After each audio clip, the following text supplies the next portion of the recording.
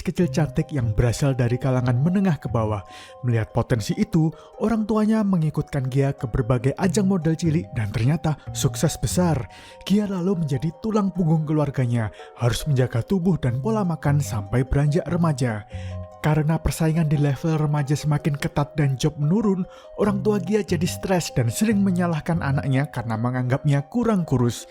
Sang ibu pun lalu menjebak Gia untuk melakukan cara penurunan berat badan di klinik ilegal yang beresiko tinggi.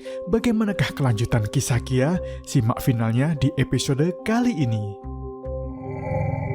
Sebelum nonton, jangan lupa klik subscribe dan loncengnya ya.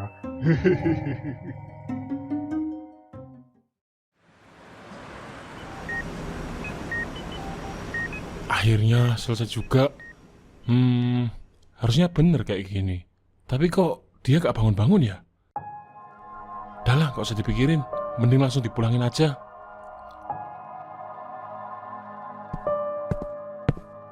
Bu, anaknya sudah bisa dibawa pulang. Lama juga ya. Ini beneran gak apa-apa langsung dibawa pulang? Gak apa-apa bu, percaya aja sama saya. Sekarang mungkin masih lemah kondisinya, tapi nanti balik sehat normal lagi kok. Baik dok, terima kasih ya. Setelah menjalani prosedur itu, benar saja, berat badan Gia berhasil turun drastis. Namun, kondisi ginjalnya semakin memburuk yang membuatnya harus melakukan prosedur cuci darah berkali-kali. Melihat tagihan yang sangat besar untuk biaya cuci darah, membuat orang tua Gia semakin uring-uringan.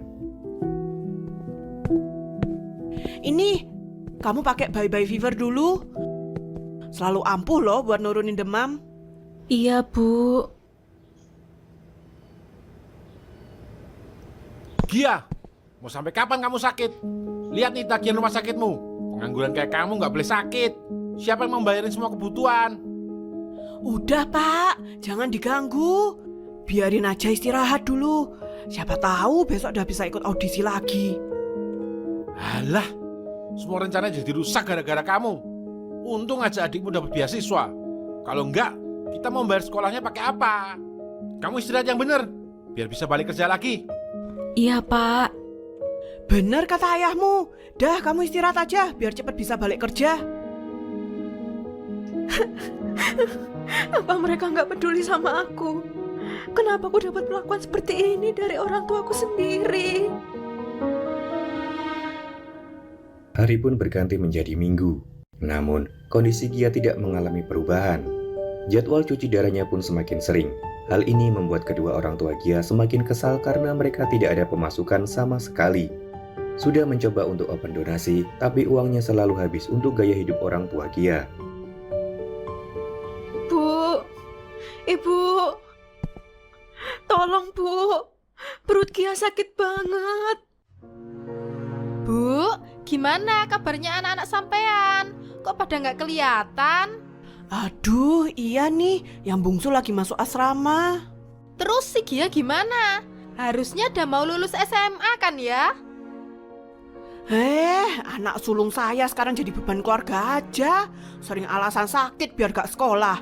Mana dulu sekolahnya gak pinter, jadi takutnya gak bisa lulus SMA. Walah, saya kira Gia itu anaknya rajin. Apa ini efek dia kerja jadi model ya, Bu?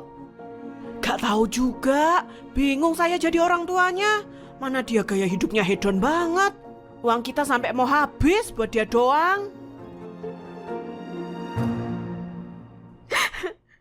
Kenapa aku yang disalahkan? Dasar keluarga jahat. Kalian tega banget manfaatin aku. Gak pernah sekalipun aku menikmati hasil kerja kerasku. Tunggu aja pembalasanku. Kalian gak boleh hidup tenang setelah ini.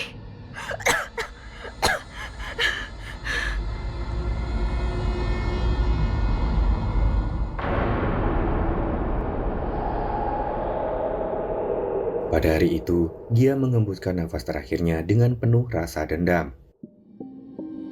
Sang keluarga memakamkan Gia dengan penuh sambat karena mereka harus mengeluarkan uang yang banyak akibat gengsi. Coba hitung bu, kita dapat berapa dari uang duka? Lumayan sih pak. Aku minta uangnya buat beli smartwatch Huawei Band 10 dong. Lucu banget, ada pandanya yang bisa deteksi mood. Nanti aja tunggu 100 harian kakakmu. Gak enak kalau ketahuan orang-orang. Ya, Yang penting, untuk beberapa saat ini, kita masih bisa bertahan sama uang duka ini. Untung aja anak itu masih berguna. Kamu juga harus siap-siap, Nay. Cepat-cepat lulus, biar bisa kerja. loh, kok gitu? Dadah, ibu capek. Mending kita istirahat aja.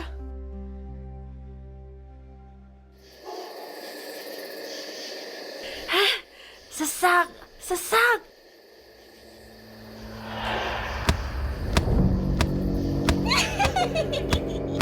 Kamu kira kamu bisa tidur nyenyak seterusnya? Setelah apa yang kalian lakukan padaku? Ah, setan!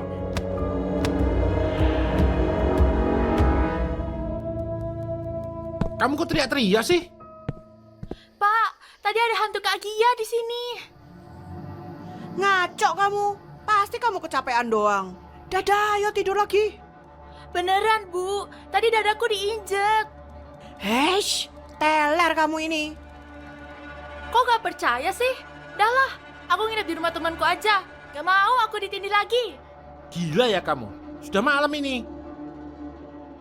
Bodoh amat. Yang penting aku gak ditindih setan lagi. Jajan kopi yuk, tapi bayarnya harus pakai aplikasi ShopeePay ya. Soalnya pakai aplikasi ShopeePay, kamu pasti dapat cashback loh. Dan transaksi.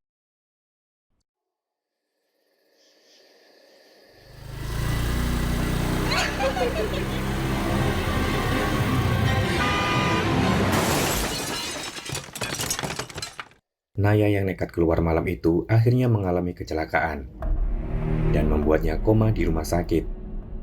Mau tidak mau, uang mereka tergerus lagi untuk biaya pengobatan Naya. Hal ini membuat ayah dan ibu sering bertengkar. Warga desa juga mulai merasa ada yang aneh dengan keluarga dia, sehingga mereka memutuskan untuk menjaga jarak. Sampean lihat nggak si Gia? Kemarin kata yang nurunin jenazahnya, badannya si Gia enteng banget.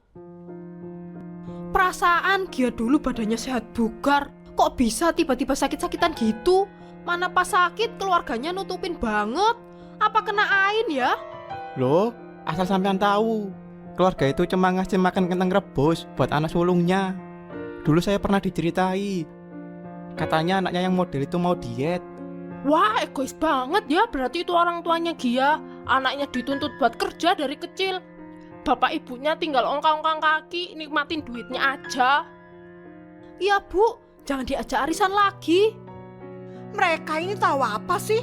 Wajar dong memanfaatkan anak. Kan ini bentuk balas budi mereka sebagai anak. Gak lagi aku belanja di sana. Bu, ayo gantian jaga sini. Badanku sakit semua ini tidur di kasur tipis. Duh, iya ya. Aku jalan ini.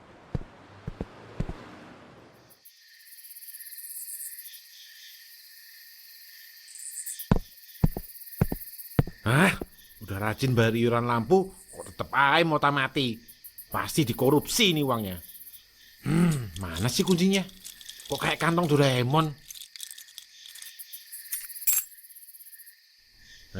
Ada-ada aja. Kaki siapa ini?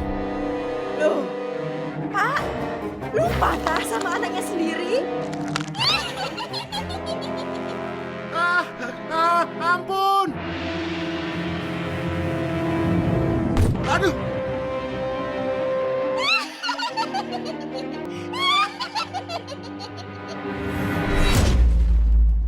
Sang ayah diselamatkan oleh orang ronda. Namun, menurut kata dokter, sang ayah akan lumpuh total karena sarafnya rusak akibat benturan. Apa? 200 juta? Iya, Bu. Itu total untuk anak dan suami Anda. Tolong dilunasi ya. Aku harus cari uang kemana lagi? Sang ibu mulai stres, harus kerja pontang-panting untuk memenuhi biaya rumah sakit untuk anak dan suaminya. Ditambah, kini ia semakin dijauhi oleh masyarakat, membuat sang ibu jatuh sakit namun tidak ada yang merawat.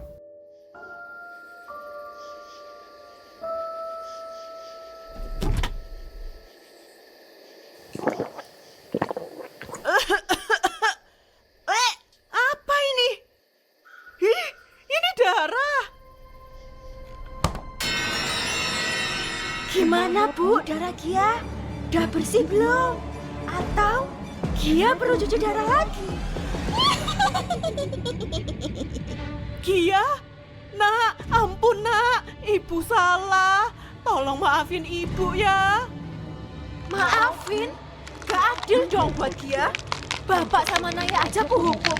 Masa ibu enggak? Aku ibumu, kamu harus maafin aku. Gak akan. Tidak.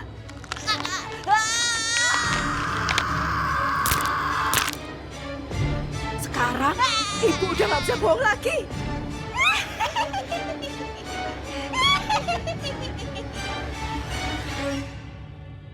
Semenjak kejadian itu, sang ibu dilarikan ke rumah sakit oleh warga sekitar. Dikarenakan kini satu keluarga tidak ada yang bisa mengurus, akhirnya mereka dimasukkan ke dinas sosial yang semena-mena. Mulai sekarang kalian tinggal di sini. Kalau mau hidup enak, kalian harus patuh sama kami. Paham? Patuh gimana? Kita ini pasien, bukan pegawai. Kalian yang harusnya patuh sama kita. Kalian itu cuma orang buangan.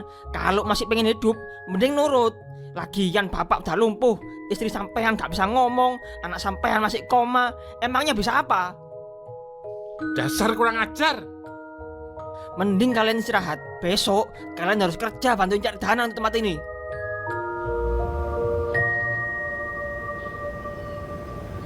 Ayo cepat kumpul. Kalian harus acting sedih, biar orang-orang iba dan ngasih donasi. Awas aja kalau acting kalian nggak bener. Kok ngatur-ngatur? Badan bapak terlalu subur. Nanti orang-orang gak iba kalau lihat bapak. Untuk beberapa waktu ke depan, bapak cuma boleh makan bubur bening. Mereka pun tidak bisa mengelak akan kondisi mereka. Semua kerabat tidak ada yang mau menampung. Pada akhirnya, keluarga Gia hanya bisa pasrah, merasakan penderitaan yang dulu mereka torehkan ke Gia sebagai pembalasan.